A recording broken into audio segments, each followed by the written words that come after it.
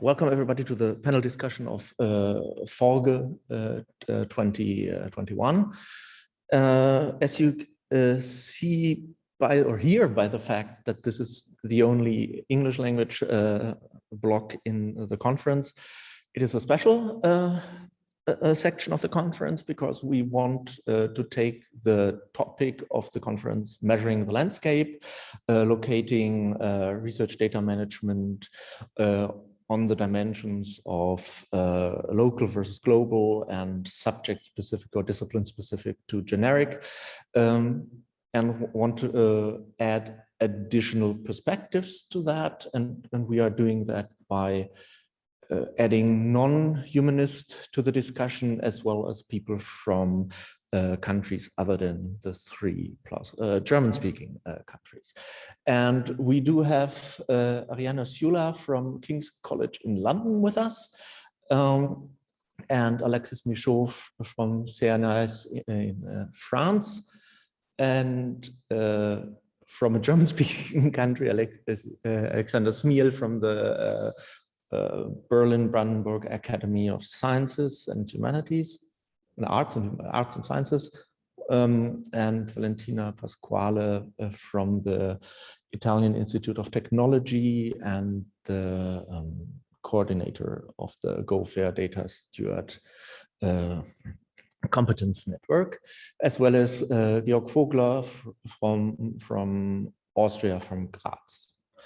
And the goal today is, as I said, adding additional perspectives to the topic of the conference, and try to locate well, hopefully in the discussion after the presentations, locate the German situation in a broader European and broader science landscape.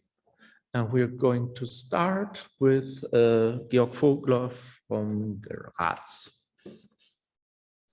Yes, and you will have to switch off your presentation before I can present mine. Thanks. Wrong button. Now I'm lost. Nothing bad has happened so far. Yes, yeah, that's quite fortunate. Because I should switch to the correct slide. It's nice to be the first international speaker in this by being from the German-speaking country. That's has this kind of yeah, hybrid situation I'm trying to get along with. Okay, my presentation will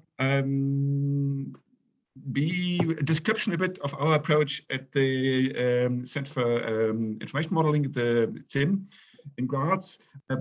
While I think it is maybe not a model in itself, but conceptually something where research data management in the humanities is located and will continue to be, even if there are forces dragging in several directions. The starting point of this is we are, well, an DH Institute, DH Center, which has the usual situation that we are realizing projects. Every DH person does projects, lots of projects. There comes somebody and I have money, and for 3 years, and for half a year, and for 2 months, and there's a student doing a project. So the question we are confronted is, okay, there's this project, often funded, and we all know and we learn, and the humanists somehow slowly learn it as well, that there has to be a data management plan, which should result in a solid research data management.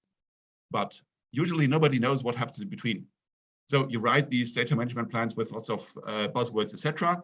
And then in the end of the project, you realize, oh, now you have to push the stuff to some repository or publish it, or what's happening.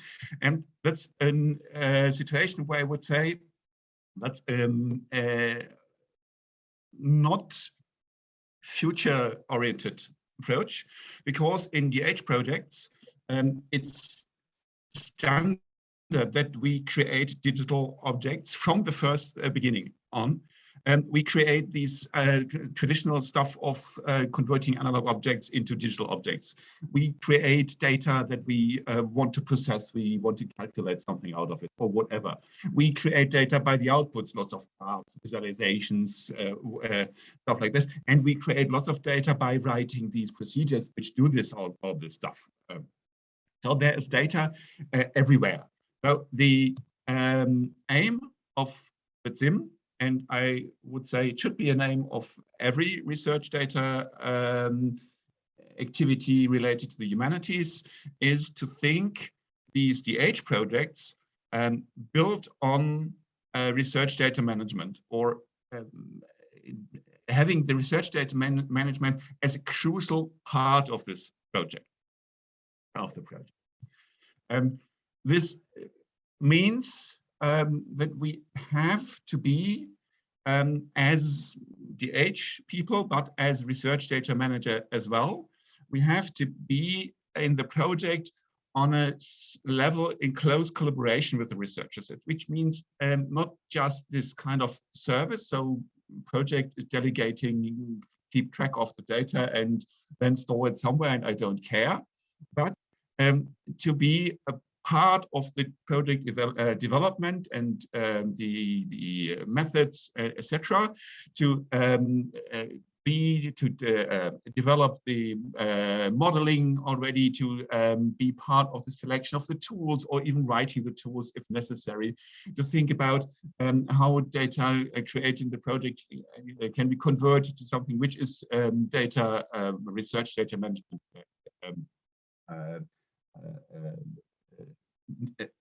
Come on, my English.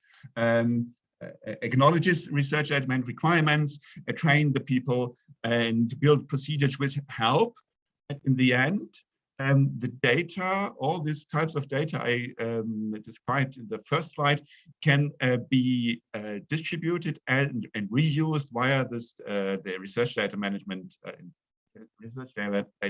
environment. So we have data description standards and digital methods which are reusable but still fit to the domain. So it's core that we are close in cooperation with the researchers. The third principle we are trying to follow, and I think many people should follow, is that the separation of theirs, and here's our fancy project which dies after half a year after the project finalization, is not sustainable. And we try to build a shared infrastructure for project realization and data management. And what you see here in the slide are two faces of the same object, research data digital object. The left one is a standardized research data representation, where you see metadata, typical and included files, etc. On the right side, you see the fancy where you have lots of functionalities, and the people making it would talk about 2 days about it just to explain the functionalities. We realized this in a system called GAMS, Geisteswissenschaftliches Asset Management System, or Graz Asset Management System, or whatever you like. It has this really nice, fancy logo, which I like very much, which is in reality a system built around the Fedora repository management system. Built around meant the last years that we could just reuse functionalities offered already to realize real project publication pipelines. But the more developed, the less we are relying only on what is Fedora offering, but we will build this cloud of services, which here is referenced in this images by the content models for Fedora logo, which means that organizing our assets as specializations of generic conceptualized content models. So for the research data management, we have the abstract content model, the generic content model, and for the individual project, we can produce a content-specific specialization of this generic content model. The shared infrastructure has lots of functionalities we are still working on, like mapping RDF data into Cydoc CRM, for example. That's something we are not doing it yet, but we are thinking about how to do it, etc., etc. So this shared infrastructure helps us to be this kind of two-faced.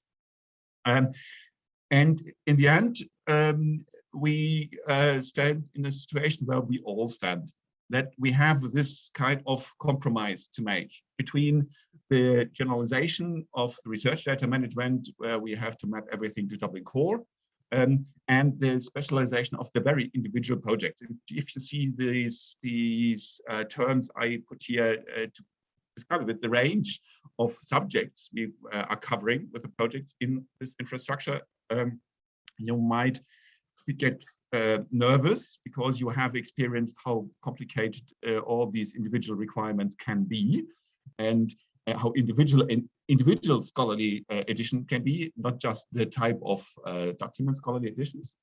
And on the other hand side, you know about all the very reduced access methods we need.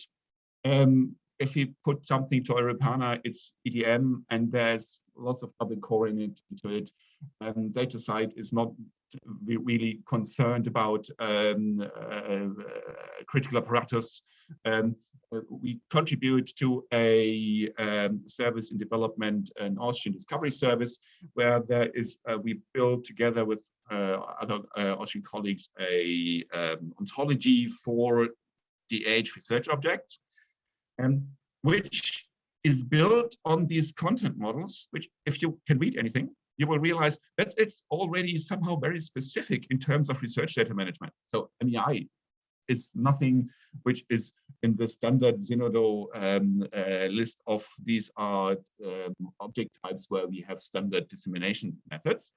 And that's already highly abstract when you are in the very project. So what we do and what we think that research data management in the humanities has to do, and DH people have to do, is to be this intermediate, to think in how to translate individual scholarly project problems into the generic research data management environments, and to translate the needs of the research data management into the project, and backwards, to translate the needs of individual solutions into larger solutions. So my message would be that research data management in the humanities is closely connected with DH research in a way that I don't think we can separate this, that they are somehow faces, not, I would say, two parts of the same thing, and even not that separate that you can see the borderline in between, even if this logo does it. So we have the yin-yang or yin-yang of DH research and research data management to solve. Thanks. Yeah, thank you, Georg. I think we continue straight to the next speaker, Alexis Michaud, because we will have the discussion amongst the panelists and with the audience at the end. And these are all like initial statements. So Alexis, the floor is yours. Thank you so much. With the help of automatic translation software, I was able to obtain the following sentence. You'll check if it's correct. Ich möchte entschuldigen, dass ich nicht in der Lage bin, ein Gespräch auf Deutsch zu führen, obwohl ich dies sehr gerne möchte und die deutsche Sprache sehr schätze. So thanks to DeepL, which is a German tool that I like very much. So thank you for the invitation. You mentioned what could be the relationship between, the German-speaking world, the initiatives, and the broader worldwide context. Well, for us, it's a very real relationship in France, because there's stream of researchers in our field, linguistics, coming from Germany, and specifically from Köln, from Cologne, We have Sonja Riesberg now at Lacito from this year. And part of the reason why she was hired as a tenured researcher is because she was awarded a prize by the Delaman Network for data archiving. So doing good open science that really relies on a good empirical basis, and that you don't take shortcuts. You do things the way they should be, so do proper science. And that's something we're really impressed by, and we want to keep up, and we get the message. We have Katarina Hauder at a neighboring lab, just on the higher floor.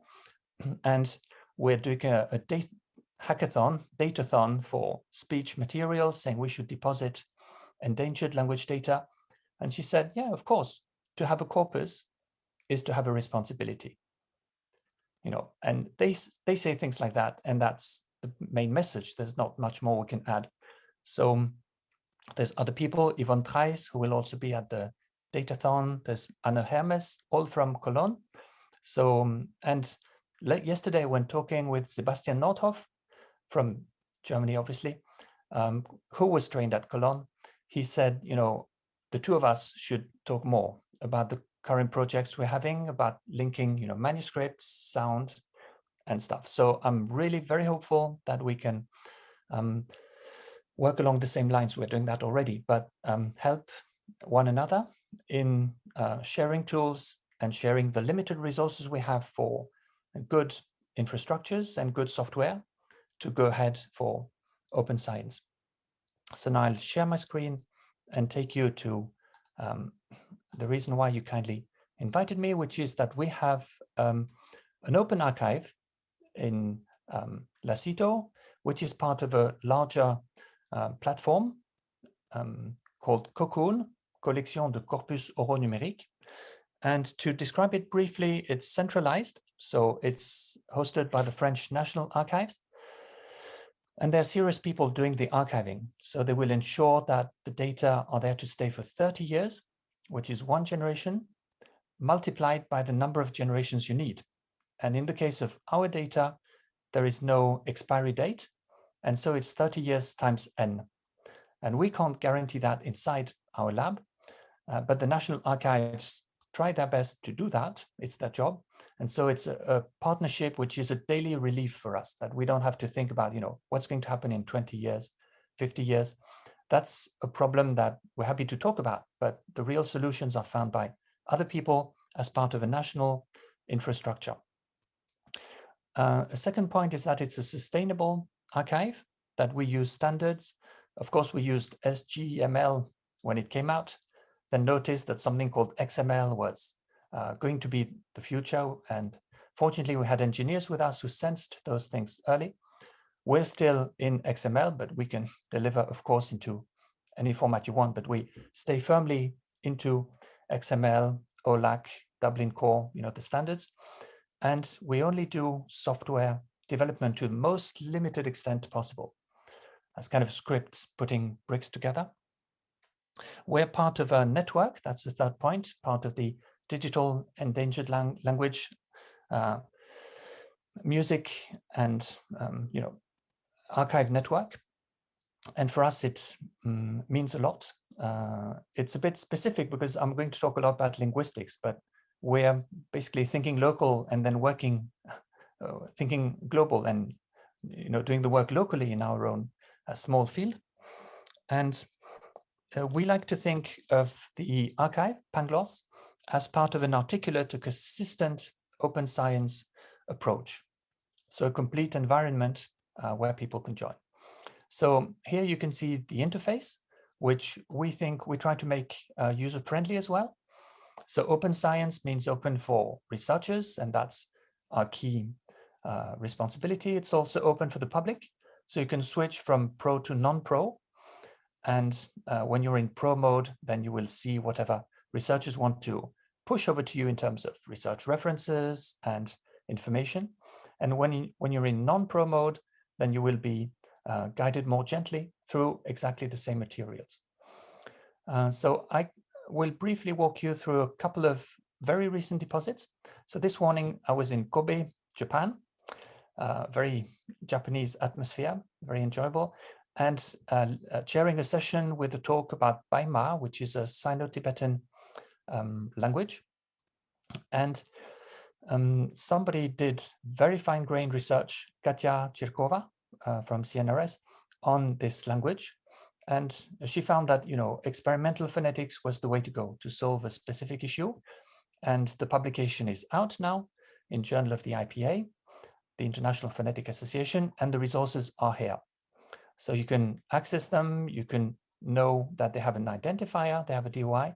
There's a versioning system, all the bells and whistles you would expect from a decent archive, and the text that the researcher wishes to propose to present the language. It's a very recent deposit. Another one is Chirao, which is an Austroasiatic language. So Felix, you will like this one, I think. And again, it's somebody who said, the archive looks good. So after a little nudging, saying, at some point you'll want to go for, open science. Then the people said, let's try. And here's the deposit. And it is the entire corpus of a published study. As I remember, it's published in Laboratory Phonology, which is a Diamond Open Access journal. And it all clicks together very well. So we also do some publications about what people should do and why open data policies in phonetics specifically can be beneficial, and then how we can avoid pitfalls, as in, let's get organized as a field and say how we want to connect to these requests for data management plans, and to go into the yin-yang stuff instead of just getting it flung into our face as requests or as bad marks because people didn't do the job properly. So linguistics as a whole is not too bad in terms of data management. Phonetics is not among the better part, paradoxically, but I think it's coming.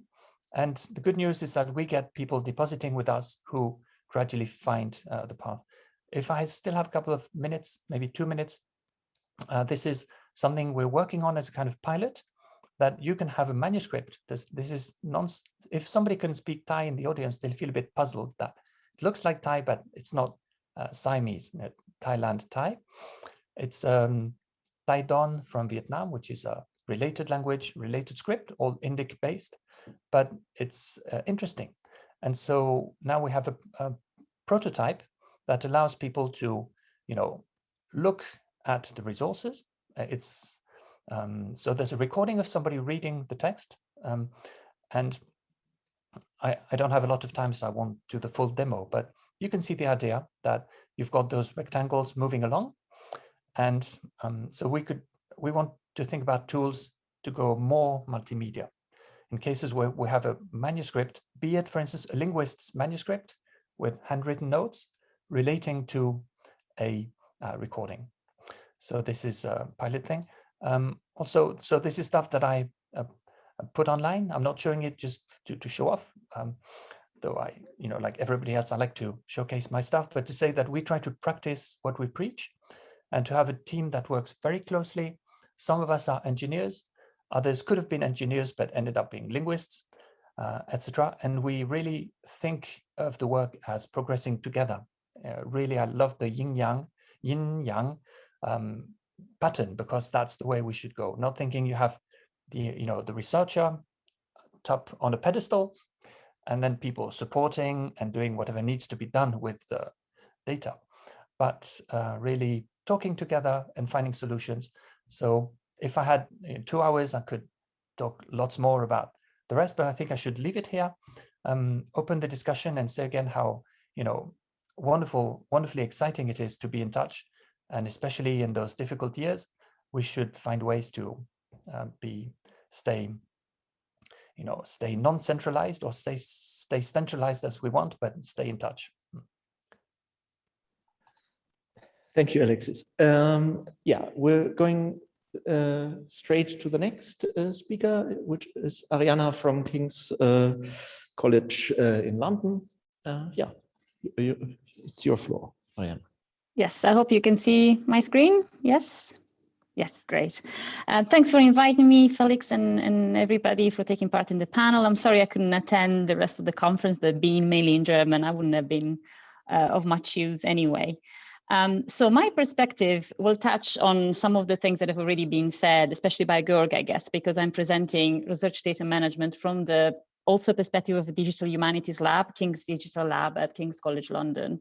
So very briefly, a few words about, I'm Deputy Director at King's Digital Lab and Senior Research Software Analyst, I should say. A few words about Digital Humanities at King's, for those of you that don't know anything about it. King's has been quite pioneering in working in humanities computing and digital humanities with over 30 years of activities now, with several centers that have then converged into the Department of Digital Humanities, which is very active. These slides are out of date already, so there's many more students, PhD program, 5 master's degrees, and so on.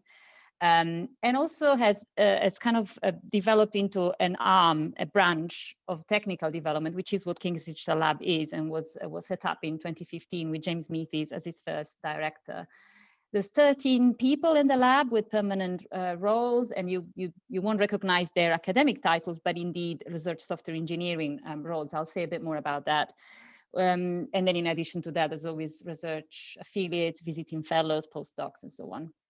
We have quite a robust infrastructure, which is in the process of being migrated soon. Around 160 digital projects that we manage. We're supported by external funding, but underwritten internally, which means that the Faculty of Art and Humanities supports us. So we sit within the Faculty of Arts and Humanities at King's, and we collaborate with all departments in the humanities, obviously with a privileged relationship with the Department of Digital Humanities. But we also work with institutions outside the college or the university, archives, libraries, museums, and of course also internationally. So we develop different kinds of projects. Because of our history, if you look at our website, you'll find there is a good tradition within, for example, historical databases, prosopographies, digital scholarly editions. But increasingly, there are also different things, data and text analysis, data visualizations, work, and so on. So what does research data management mean then from KDL perspective? I want to say, to touch 3 points at least. So one is the human expertise, very important, which I think Alexis also mentioned right now. So I'll say something about the role and careers that can support the integration of research data management within digital humanities and beyond, in fact. I'll say something about the operational process, so the kind of project life cycles, the templates and guidelines that we use to implement research data management methods. And then last but not least, I'll also touch a little bit on the technical solutions, infrastructures and systems. And I won't have much time to talk about models, so I'm glad that Georg did that because it's quite similar to what we do. So in terms of human expertise, I think it's quite clear that there has been in digital humanities a kind of, if you like, generational change with reorientation, which meant that it's quite clear that to ensure sustainability, continuity of technical expertise, domain knowledge, and tacit understanding, tacit knowledge is fundamental. So a way of doing that is indeed ensuring that there are defined career development roles and yes, the definition of these roles and that these are supported. So that's what the KDL model advocated for, and what James as first director worked extensively on in establishing those roles. And these research software engineering roles sit within a continuum from research support, so for example, system managers, all the way to active research software engineers. But as you can see, this characterization of the role is separate from IT business support. And I know it can be quite clear for some, but I also realize that in our domains, especially, this is still not entirely recognized. So that's what I thought it was important to mention it. And you will find more information in the blog post on this on our site if you're interested. These roles are mapped to also industry standards, for example, the Agile DSDM project framework, and are indeed defined according to specific roles. So the analyst is a role, designers, developers, and so on. Second point about the operational structure and how research data management fits within the software development lifecycle. So the idea is that more often than not, unfortunately, research data management is an afterthought. It's something that comes at the end in that post-project phase. So based on what others have said already, the idea is that actually should be integrated with the rest, and that's when it becomes fruitful effort. So the idea of this cycle here is to showcase how we try to integrate it in KDL, not only at post-project phase, obviously, but from the beginning, so from initial contacts with partners all the way to requirements assessment, evolutionary development, and so on. So how does that happen in practice? Obviously, depending on the scope and size of the project, the methods applied for research data management vary.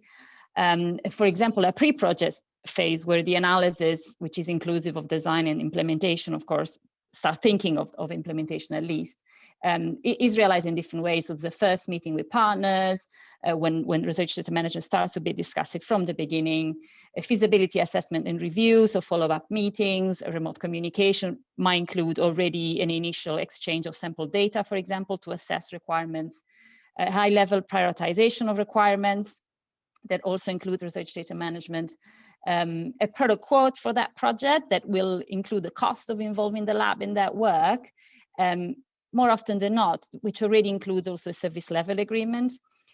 And if not a service level agreement, at least some options in terms of archiving and sustainability for that project work, which is not necessarily with us, by the way. And then as Georg also mentioned, obviously funders nowadays also require data management plans at pre-project. So before, when you apply, basically, so obviously that's part of what we do.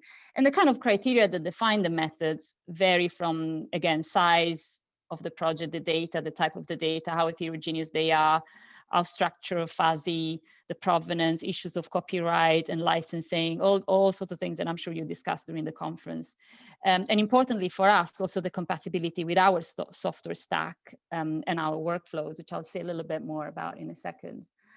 But in reality, even if you want to do a lot during pre-project and you want preemptive lots of questions, what happens is that research data emerge as the project develops. So more often than not, you have to deal with research data management practice and embed them within the evolutionary development phase.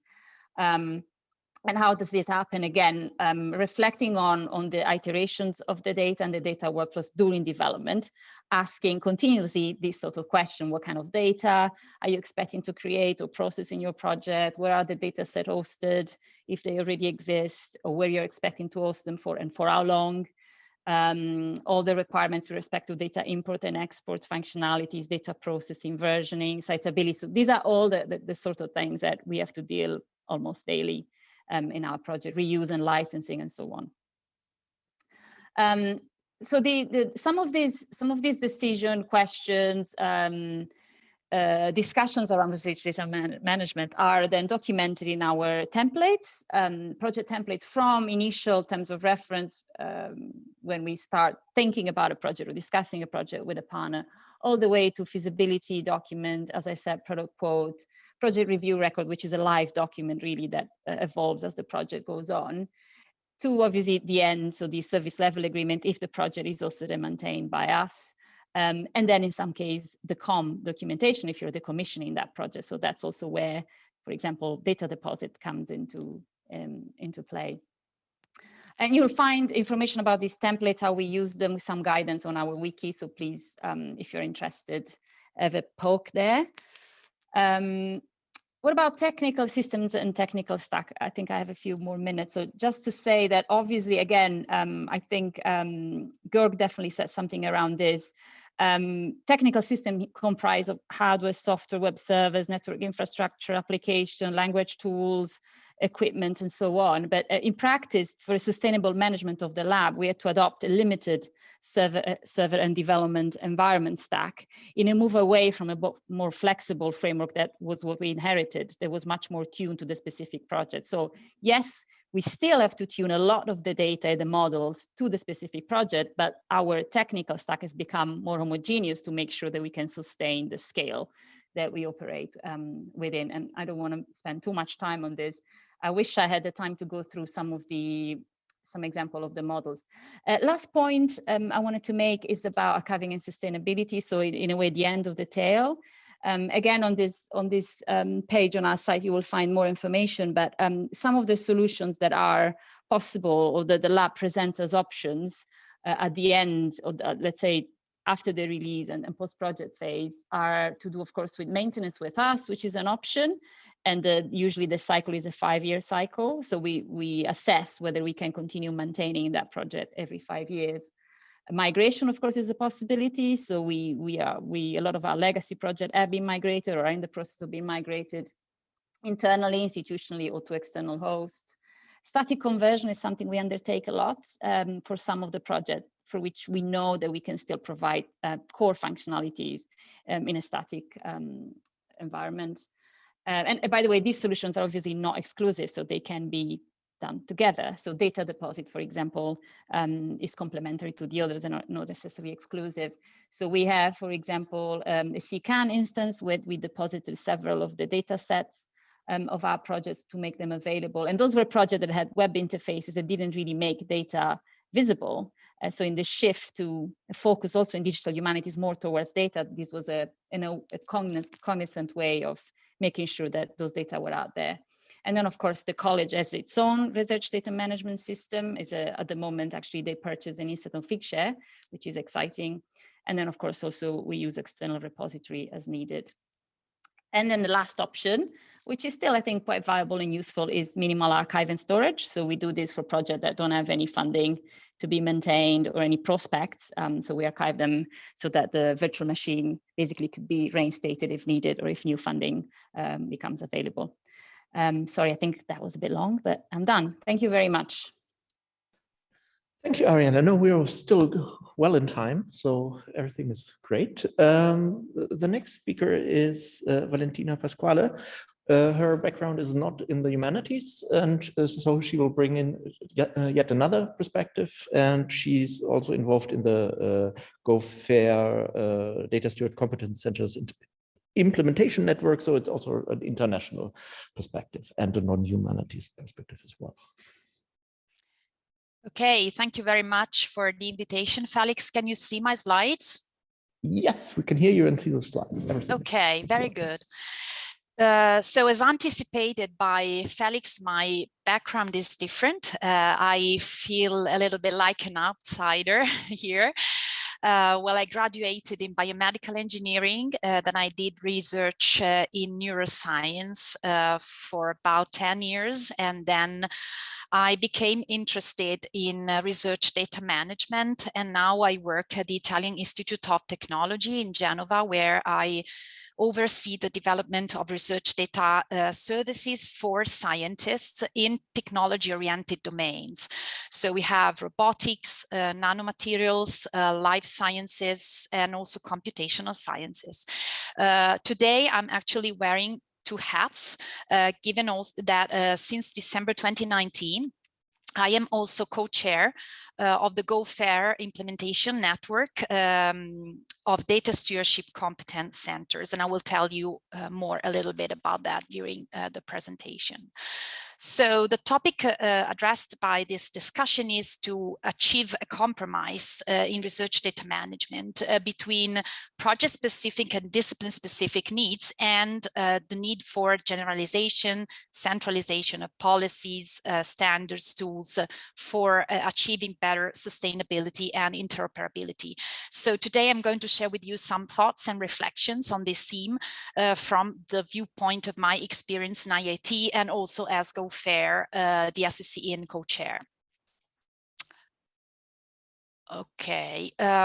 So we all know that the landscape of research data management is complex and the solutions to RDM problems should generally take into account different disciplinary backgrounds, different stakeholders that are involved, sometimes different languages and also national landscapes. Moreover, science should not only be open, but it should be also inclusive in this sense. At the same time, we know that the interoperability and reusability principles in the definition of FAIR require convergence. For example, at a level of standards, formats, vocabularies, ontologies, and also data managers and data stewards, so the people that support the researchers in making the data fair, should avoid to reinvent the wheel every day. So if we found a way for them to share, for example, stakeholders engagement strategies, training materials, business models for sustainability, that would not only be desired, but also it is a need, it is a necessity. At the same time, it is also imperative to agree on the definition of the skills and competences of so-called professional data stewards. So people that should be hired by each institution to support the scientists in fair data stewardship. So meaning in making the data findable, accessible, interoperable, and reusable. Okay. So this need for convergence and cooperation, and also its duality with diversity and complexity, has also been highlighted by one of the members of the EOSC Association Board of Directors, Sarah Jones, during the last EOSC symposium in June. So EOSC is a complex reality that we know. It involves multiple stakeholders, multiple countries, disciplines, languages, so all the factors that I have already mentioned. And all these can be considered as layers of complexity. And there it is universally recognized that it will take time to build consensus and achieve cooperation, both within Europe and also beyond, with all the other open science clouds that are being established concurrently in other parts of the world. So convergence and cooperation is also required in every of the EOSC related call for funding in Horizon Europe. And the EOSC partnership is the place where this harmonization and convergence is expected to take place. So in this framework, the Data Stewardship Competence Centers network was born in December 2019 under the scope of the Go Fair initiative. For those of you who don't know Go Fair, it is a bottom-up stakeholder-driven initiative that aims to implement the fair data principles. The main goal of the DSCIN is to foster cooperation and convergence of fair data stewardship solutions.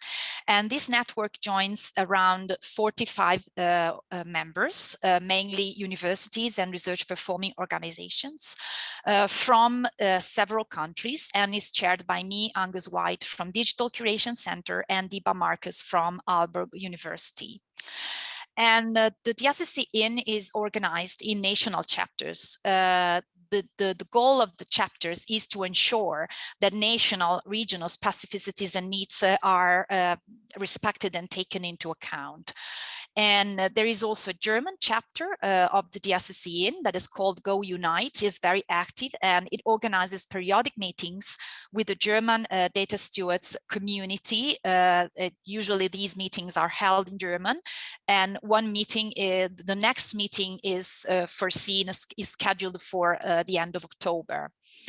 And at the beginning of October, we will also have a joint meeting of all national chapters. That is the role of the international coordination team, in which every national representative will share expectations, experiences they want to gain, or on the contrary, they want to share with the others.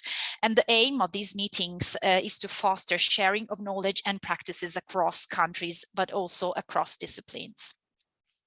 However, we know that we are not alone because the last years have seen a great proliferation of coordination initiatives ranging from large-scale funded European projects, for example, the Open Air or Paris Fair, up to global organizations like Research Data Alliance, CoData, and GoFair, which I have already mentioned, up to even higher level worldwide joint efforts involving the global organizations.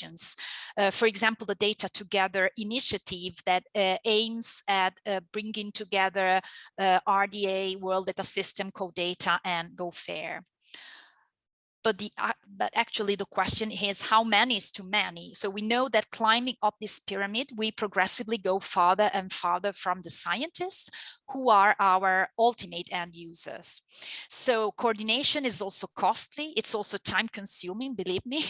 But the risk is that instead of reducing the gap existing between the scientists and the RDM policymakers, we see the risk to enlarge this gap. So we need to consider that issue and monitor that not too many layers are added to this cake of fair coordination, in the words of the authors of this post in scientific data, working at TU Delft and also at Oxford.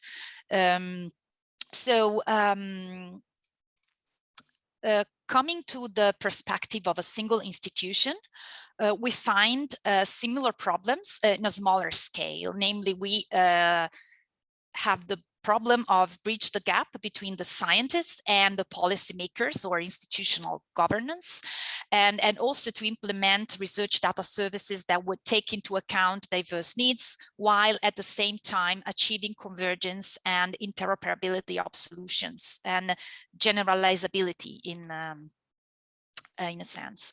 So in IIT, what we did before imposing a policy or a standard, we listened to our scientists, we surveyed them to know about their needs and their desires. And then we started to look and to work on solutions, namely tools. For example, IIT Dataverse, it's our new institutional data repository for both the preservation and sharing of research data sets. We provide guidance and templates for data management plans for various funding organizations. And we also worked on developing as detailed as possible guidance in our intranet and make it available to the scientists to support everyday's work. So basically, we started from the basis of this pyramid to inform a better policy and raise awareness through support before imposing rules. And this is just a picture of the various services that we have been developing, and we tried to cover all phases of the research data lifecycle. And I have already said about DMPs and data repository, but also support for active data. And I think the most important aspect is to raise awareness in the scientists by fostering a data culture with trainings, events, webinars, seminars when possible, and so on. So this is the underlying most important aspect of research data management support. And we believe that to solve this duality and bridge all the gaps between the various layers of coordination, we believe in the gluing role of the data stewards. So people in institutions that can have different roles, functions, and reference stakeholders. For example, while research data stewards work in close contact with the researchers and they have discipline-specific competences, infrastructure and policy data stewards sit at a higher level in the pyramid, ensuring that the policies are aligned with specific use cases. So with this slide, I am done. I invite you to browse the DSSC webpage for more details and information, and also if you are interested in joining the network. So thank you very much for the attention and the invitation. Thank you, Valentina. Yeah, that was, again, a very different perspective. We have already had 4, and the final contribution comes from Alexander Czmiel from the Berlin-Brandenburg Academy of Sciences and Humanities. Alex, the floor is yours.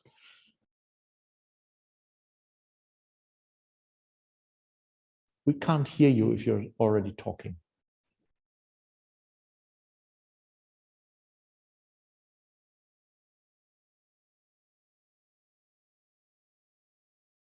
We can't hear you.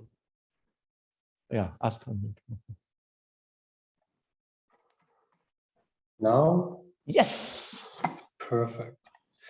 Yeah, too many screens, and when you share your screen and the notes pop up, Zoom is blanked out, and yeah. So I couldn't switch on my audio. Now you can hear me, and I hope you also can see my slides. What I'm going to talk about now is how we do research data management at the Berlin Brandenburg Academy of Sciences and Humanities. But this will only be a very, very, very short part of my short presentation.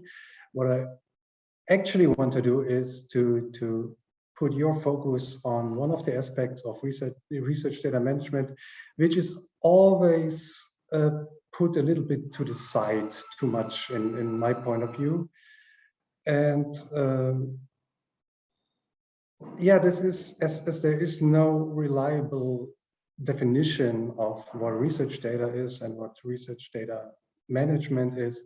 So this is my personal view. It's definitely not the point of view of the German-speaking research data management community, and it might seem a bit provocative also. So yeah, let's start.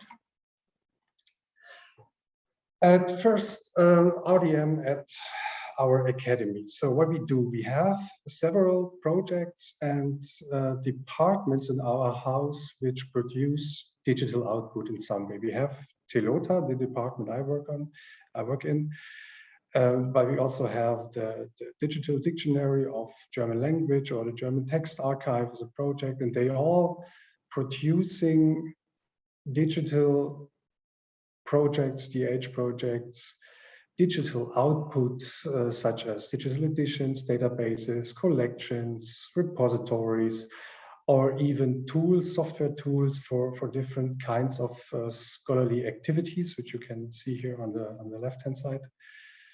And we're doing this now for many, many years. I would even say decades. So yeah, all those projects we do are take place in a scholarly context with a certain audience in mind and with a certain aim. So everything we do has a purpose and a meaning, at least we hope. And yeah, would it be enough? And everything we do, of course, is open. It's open access, open source, open science, open research, and of course, fair. And we're doing this since a long time, even before the term fair existed. But would it be enough to store only the data, just the data, to take care in research data management only for the data?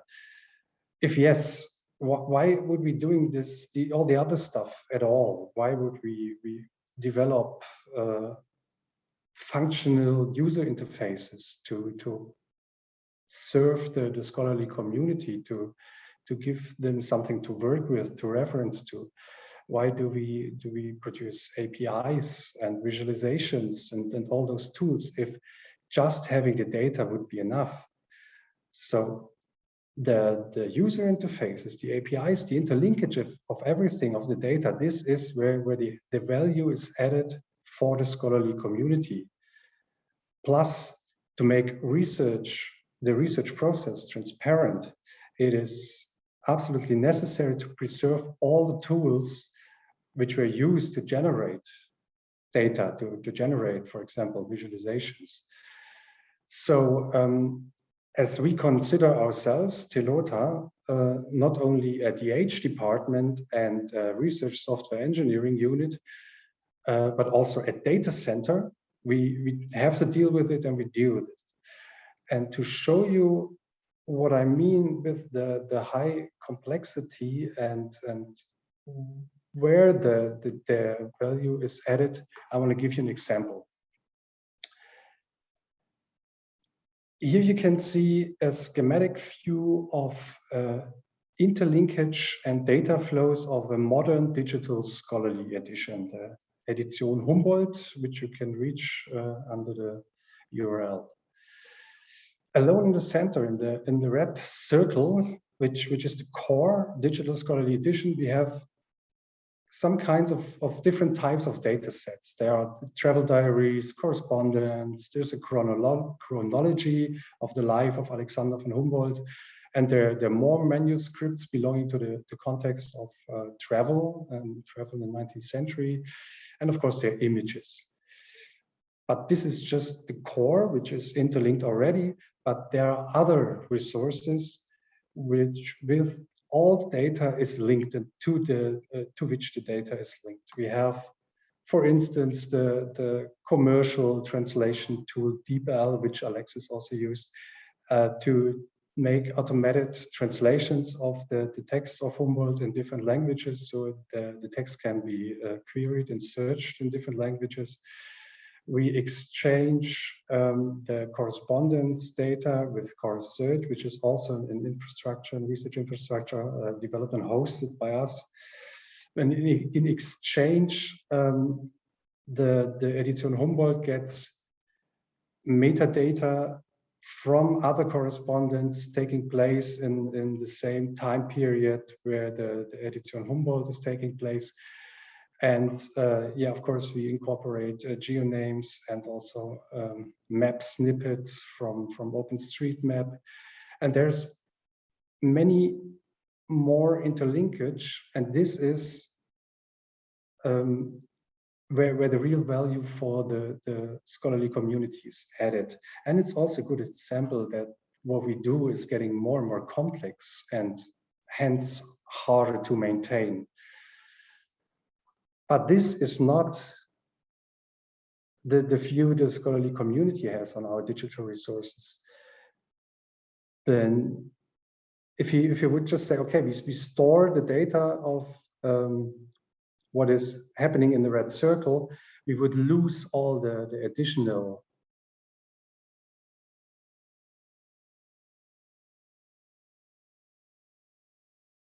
used by the scholarly community, which is cited by the scholarly community. And if we can't sustain those applications, the user interface layers and the APIs, then references will break, and I would say normal scholarly work isn't possible anymore. I guess only few scholars reference raw data sets. The most scholars use this, and they expect us to preserve this user interfaces. And yeah, there's another screenshot I took, which shows an index entry. This is also citable. It's citable in its version. And this is how the data has been used. And this is a combination. This index entry references to different resources, which are not always part of the core data set. In this case, they're even in the analog world. This is an index entry that points out to a real life book. So what are we doing to keep those resources alive in some way? We do two things. The first thing is, what I would say is classical research data management.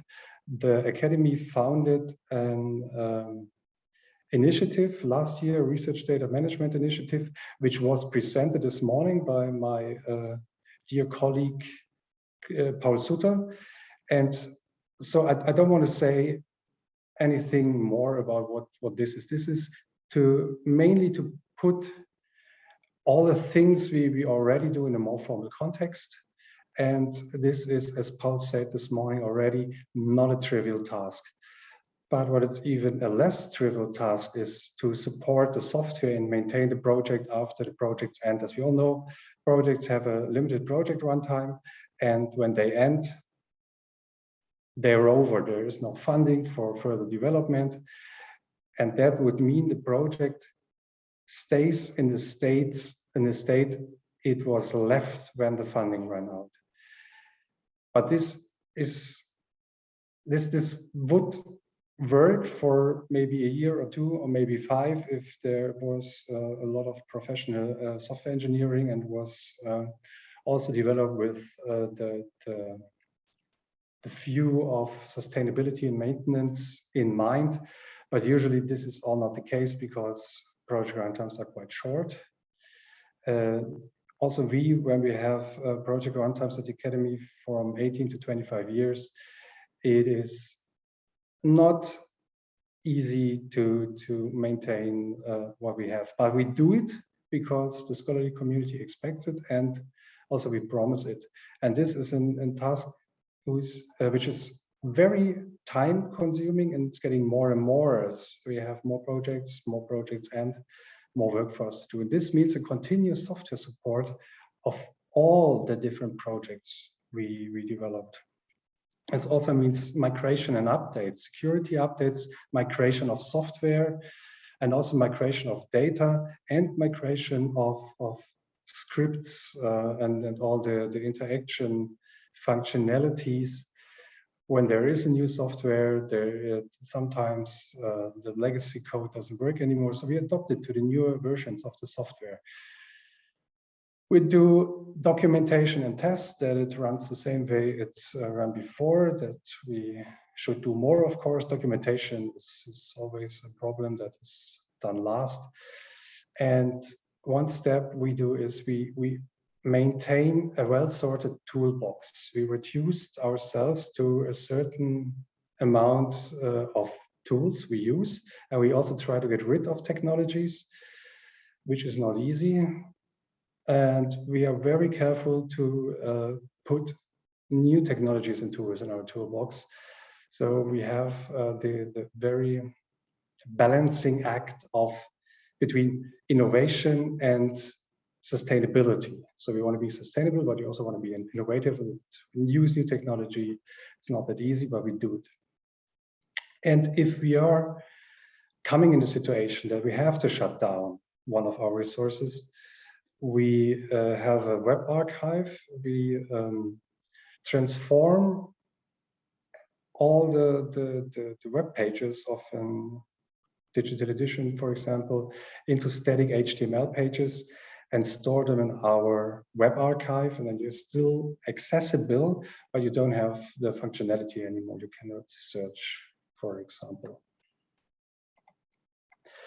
So when we translate this to role profiles for data centers, we have the one classic RD managing data center, which is very generic, which is responsible for the metadata, for hosting the repositories to store the data, for everything, archiving, publishing data, everything we've heard so far in the last 2 days. There's also the responsibility for the interdisciplinary interoperability, of course, the training. And on the other side, we have what I would call the research data curators, who work on the very specific domain-specific field, on domain-specific standards, domain-specific software, who do the hands-on work on transforming data, upgrading software, maintaining software, and all this. And this has those two groups need two different job profiles. On the one hand, they're managers or librarians, they're the research data managers, and on the other hand, we have the research software engineers. And those two profiles, we need to keep everything alive, I think. And it's super important that those two profiles work together and that they are part of every project from day one, or better, even day zero in the preparation phase. That we not only have the one generic part, the data management, but also the curation always in mind when we produce software and digital resources. So that's my last slide. We need more of everything. We need, of course, more domain-specific research data management. That's what I think it is. The generic is not helping there. And we need a lot more data curation. We need more data centers, especially domain-specific data centers, and more funding is always a better thing. Of course, we need more generic research data managers, but we need even more research data curators. And when we put it on a technical level, we need more harmonization data and software. This is also something we do. We modularize and we try to reuse as much as possible. And a second part is reduction of complexity. That is the point with how innovative can we be and how complex do our digital resources have to be, and do they really have to be that complex that they're almost not maintainable? And if we look at the very cool resource that Alexis showed us, I think there's a high complexity. In other words, I already have one question: how you do this, or what is your plan to maintain this for the next 10, 15, 50 years? Yeah, and we have to work more, and this is on international level, on standards for user interfaces as well as for APIs and exchange formats. And in the end, this is another point which is not enough time to talk about, is talk more to the users, ask what the scholarly community expects from us, from research data management. And then we find out that probably just data is not enough. This is always, what not always, but I hear it a lot, that, okay, data is useless for us, just having the data. We need the interaction layer. We need the website, they say. For them, it's more of a website. So I know data is everything. Data is the base of everything. The software is useless without data, but data is useless without software, especially for the scholarly community. Thank you. Yeah, thank you, Alex. So I think we have about like 10 minutes to discuss among the panelists, and then we'll open up the discussion to the audience as well. I think you already had some wonderful thesis now at the end, and I see Kai Warner also joined, because he yesterday had a very wonderful, controversial statement that maybe we don't need humanities data centers at the university as such. So adding that also as a thesis to the whole mix of statements we had, I think we could continue with a discussion that already has started in the chat. And I think as long as we're talking about panelists, you can self-unmute and discuss here, continue discussing, because Alexis and Arianna and Valentina already have contributed, and maybe could pick up there. Thanks. Okay, I'd hate to hijack the discussion, but since there was a question, can you hear me? Your audio is very noisy right now. Did you switch the audio input maybe or something? Maybe I did play with the settings. Let me see. So. Now you're muted. I know you're better. Okay, is that better now? It's not as good as it was before, but I think it's okay. Oh no, I'm sorry. Yeah, now it's good. Okay, so I shouldn't fiddle with settings. Okay, so let me share the screen to answer the question. So here's the data, what we think as the annotation. So basically the resource that you saw that it's pretty complex because it's got sound, so it's got audio, it's got an image, which is the scanned manuscript, and then it's got annotation. But that's all there is, and the metadata, of course. And if you look at how to maintain it and how sustainable it is, I think it's future-proof to a large extent, because here's the XML.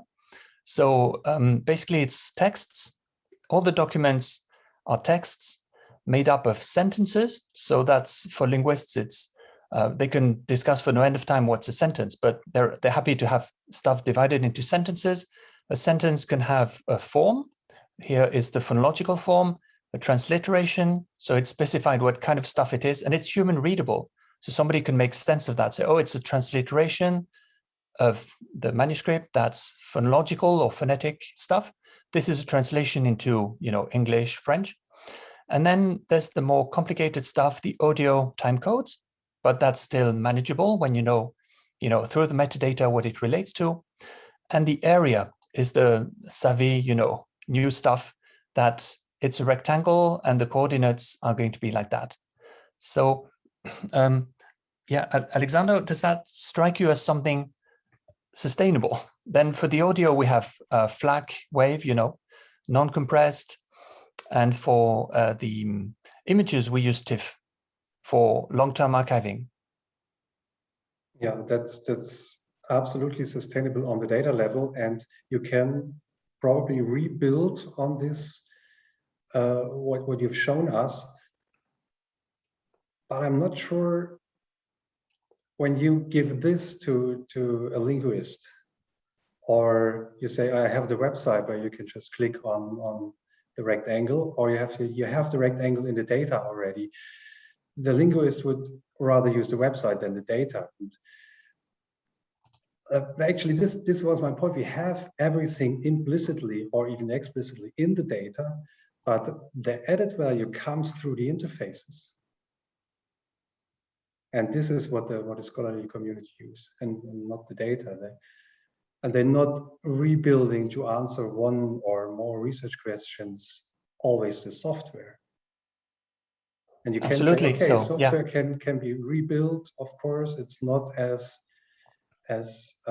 much effort to write a software to answer research question than compared to collect all the data and make all the interviews and take all the sounds of the languages. That's much more effort. You need many more people for this. But I think we put a lot of effort also in software development and also a lot of money and resources. So this should be not thrown away easily. But yeah, it's been around since 1995. So basically, we did a overhaul of the player in 2020, and now it's online and it's, you know, React JavaScript, so that people love it. And that's going to be more short midterm development. But there's no worry, no concern that people, you would have data lock-in or stuff like that.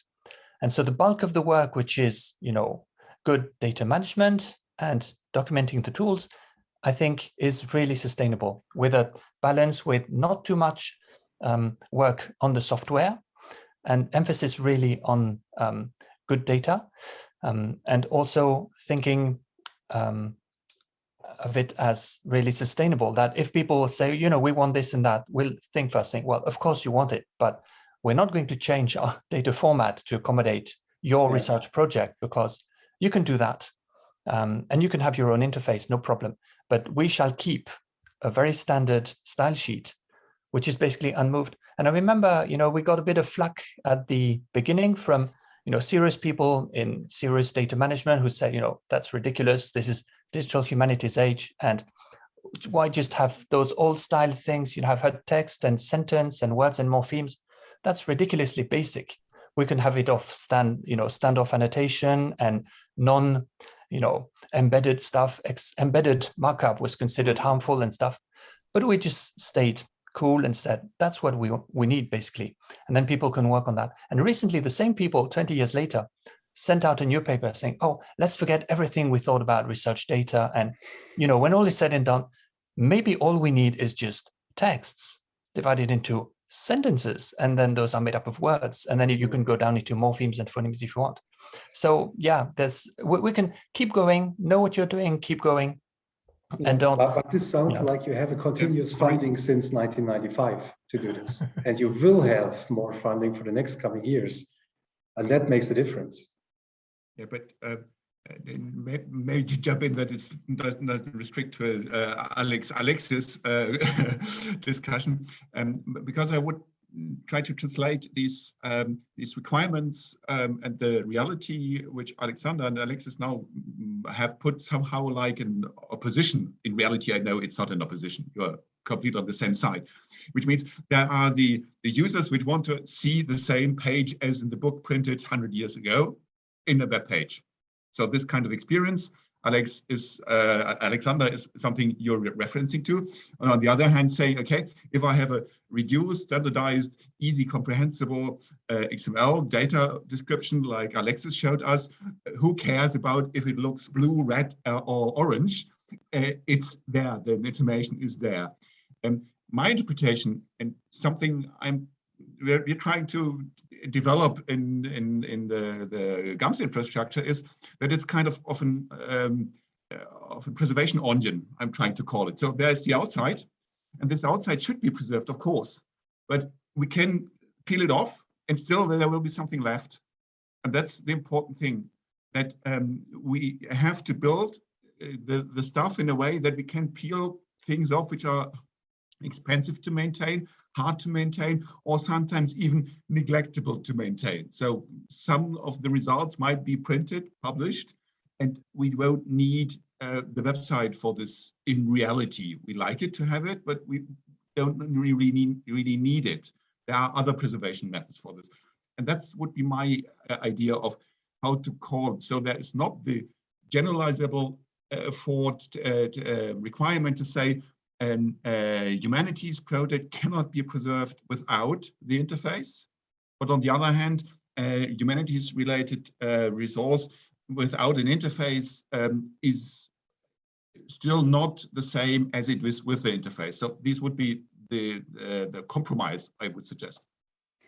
Yeah, if I might intervene to that, I agree with you, Georg, and I don't think that there was in a way, sense to put them in opposition. But maybe one point that I like to highlight from what Alex was saying, that actually at the level of policies, research data management is mainly sold as data, and that's a limitation, and we should fight that. And that's why I try to focus a lot on the expertise and the people that are needed indeed to achieve research management, that it's not just about data. So I think the point that you just made, for example, assessing the options and what are the possibilities, you need the people that can do that. And in many cases, if indeed you're working in a scholarly environment, you do need to maintain this software as well, whether it's small modules or more megalithic solutions. That depends. But I think it's something that maybe we could fight more and be a little bit more ambassadors around, maybe talking to Valentina and others that are doing that level, that work at the policy level, is that research data management or research management, it's not just about data. And to do it properly, you do need the expertise that can work holistically across from the research question all the way to in the research cycle, from publications, if publication of a digital edition, for example, is your aim. So I guess that would be my 5 cents. I have one question. I don't know if we have time to address it, but for me, it's a challenge. Can I, Felix? It's about this balance between, so it looks like many of us have this, humanities is quite young, but those of us that have been working on it for a while have this kind of challenge. On one end, we have to maintain and we have to manage resources that are starting to be old, and from a digital perspective are very old and crippled, and they need a lot of attention and take a lot of our time, as Alex was saying. And on the other end, we also want to experiment with new things, do innovative stuff that ideally is more nimble and so on. So how to square the circle and how we manage to balance. I'd like to hear from others what your solutions are and what your thoughts are about that.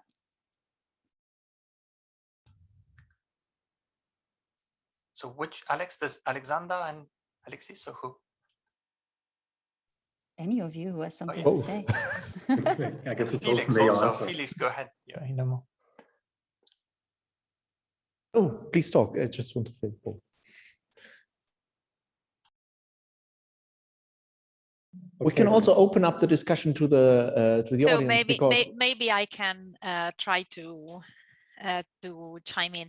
So well, regarding Arianna's question, well, I think that now the problem of maintaining solutions or, well, whatever, software that is becoming old and in infrastructure that is and I would say solutions for data sharing and visualizations that are becoming old.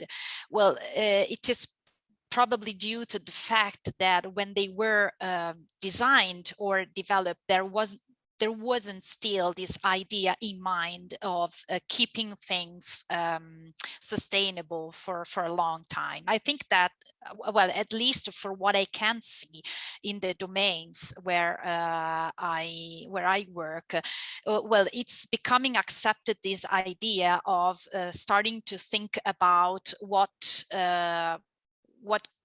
would be the use and the reuse of data in the long term. And so a lot of work and thinking is going on at the level of coordination about ensuring that the data can be reused and reinterpreted by using standards that are agreed at least at the level of disciplinary communities. And also in the definition of fair data that is, let's say, widely accepted, at least, well, I don't know about the humanities because it's not really my field, but in STEM discipline, well, well, that is now a kind of a reference. So these FAIR principles for research data. And it's important to understand that FAIR means findable, accessible, interoperable, and reusable, not only for human people, okay, for humans, but also for the machines. And so you should have both sides, okay? So we both need data represented in a format that is general enough and documented enough in a way that machines can reinterpret and reuse the data at the level of algorithms, and this will, like, to me, ensure that these projects are sustainable in the long term, okay? Because there should be work and thinking about how to make the data fair for the long term, and especially for the machines. And then we need also a human interface, okay, like a website, like a visualization interface that is based on a lower level, that is more standard, okay, and it can change over time depending on the needs, okay. So both perspectives are important, both for usability and sustainability, and this is already contained in the definition of the FAIR principles.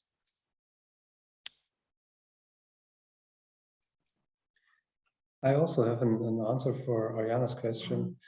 How we deal with innovation and maintenance.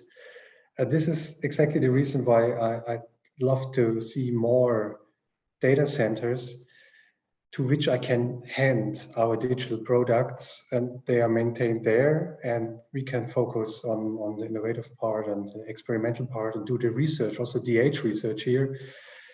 And yeah, but this is not the case at the moment. So we are our data center ourselves. Yeah, in fact, and reading a bit the discussion in the chat, this innovative part is something where I would say the traditional, and if we would be in computer science, it would be, I think, obvious approach to preservation, to preserve would be the publication, would be the description of the algorithm, the method, and the this part, while the implementation and just using it would be something not worth to preserve, in the sense everybody can reproduce it by reading the paper. And that's something, I think, where this double role of research technologists, DH research, preservation institutions, many DH institutions face. Well, we have to learn how to tell people about the innovative work we are doing, and how to tell it in a way that it's reproducible, while just doing it might not be enough. It would be one approach to add to, well, let's try to invest in people maintaining software, which I would like to have, certainly.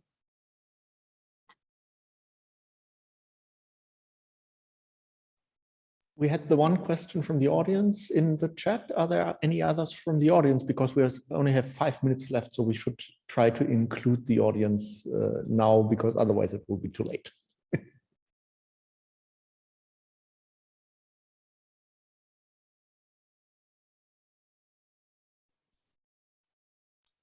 So maybe now would be a good time to point out that any time is good for questions. Yeah. So it's now in 5 minutes, but that's very tense and nervous. Or it can be tomorrow, next week, next year, next decade. We'll be around, and we're happy to take questions. Because we're half class here from this room, actually, with a question. Because otherwise we're double. Thank you for this great panel so far. And Alex just mentioned that he would love to just drop his data at some point or at some institution and to focus on research. And Georg said it's completely entangled, but that's just another point. I just wanted to ask towards Arianna, because you have this kind of service, as far as I understood, and you have those service level agreements. We don't have anything comparable here. And you didn't mention how much, I don't know, how you estimate the effort which is combined or which is attached to these service level agreements. So how much is it to drop the data at your Thanks for that question. Yeah, the service level agreement are in general for maintaining and hosting a whole web environment. So it's not just the data usually. So if we just have to deposit the data, whether it's in our CCAN portal, for example, or whether we have to help partners to deposit the data externally, we usually do that for free. So it's not a very costly, could be 2 days cost or something like that in an application. But the service level agreement are more costly than that because they assume that we host and maintain that product usually for at least three to 5 years, let's say. They vary in cost. Obviously, we have some costs that are fixed, that are infrastructure related. So for example, I don't know, CPUs or domain name, the amount of space that is needed. And those then obviously can be calibrated to the project. So there might be a project that have more data or say, for example, needs an image server space while one doesn't. So they're kind of fixed in terms of the quantity cost, so the per unit cost, but obviously they vary a little bit. And then in addition to that, there is the people time, and that's the part that is more costly. So we have, at the moment, it might change, but at the moment we have a daily, a daily fixed rate, which is £580 a day, I think. So for example, in the SLA, typically you might have maybe at least a day a year of bug fixes. That's a minimum, but for some more complex project, you might have 5. So you can see that yearly the cost can vary from maybe, an SLA that is £300, so say, I don't know, €400 a year, to SLAs that might be more like on the 2,000 pounds a year. So it varies a lot, but we have a template, and I'll actually add the link to the chat so people can have a look if they're interested. Thanks for the question.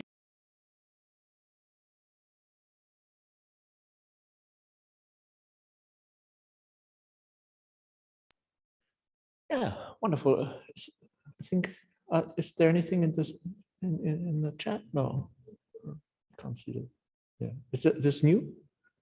No. Okay. Any other questions to the panel, or does anyone from the panel want to say something final? Okay. If not, I think we had a wonderful panel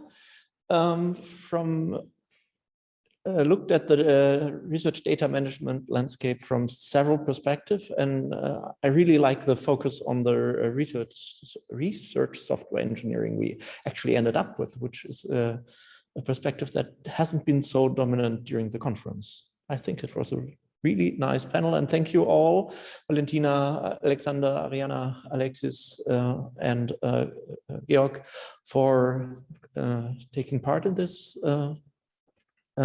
conference.